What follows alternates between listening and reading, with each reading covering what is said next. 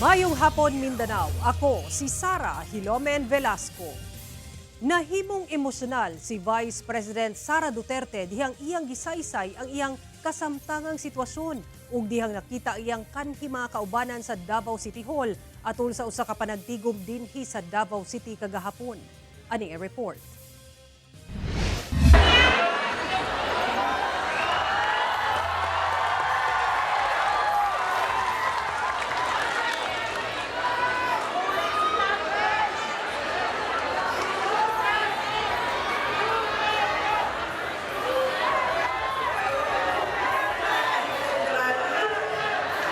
Nakaluha si Vice President Sara Duterte dihang naghatag og speech sa usa ka panagtapok sa Davao City adlaw Miyerkules.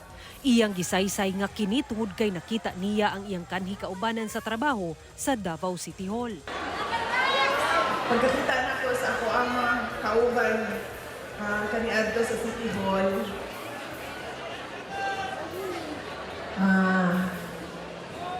na nostalgic ko,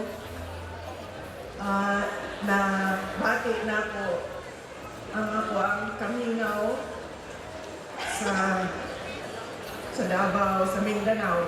Emosyonal sab niyang gisaysay ang iyang gibati dihang nakauban iyang inahan sa kaugalingon nilang balay dinhi sa Davao City.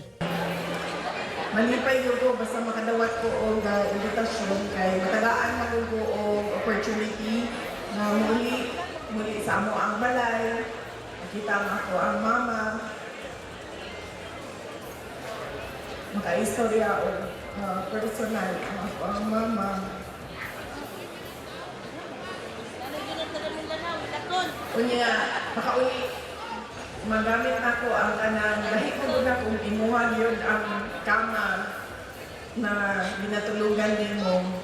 Kung makauli daw siya og Davao, diha lang daw siya makapahulay og tarong ug straight gayud ang iyang tulog. Kinala siya ka-comfort zone sa ako ang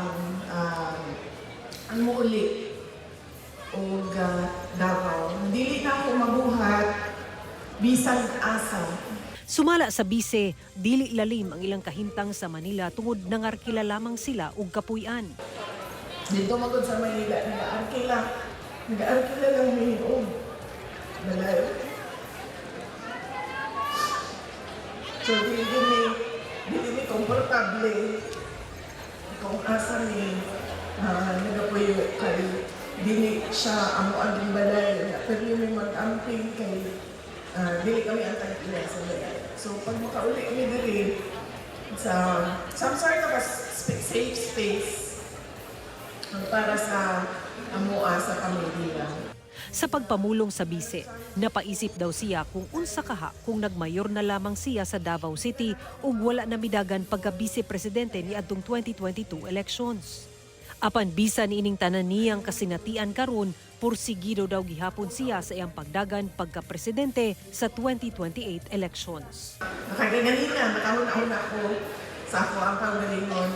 Kung sa kahaon, nilagan na lang ko ang mayor. Wala na lang ko nilagan ang vice president. Vice President Dani, magulak na tayo Sara Hilomen Velasco, 1 Mindanao.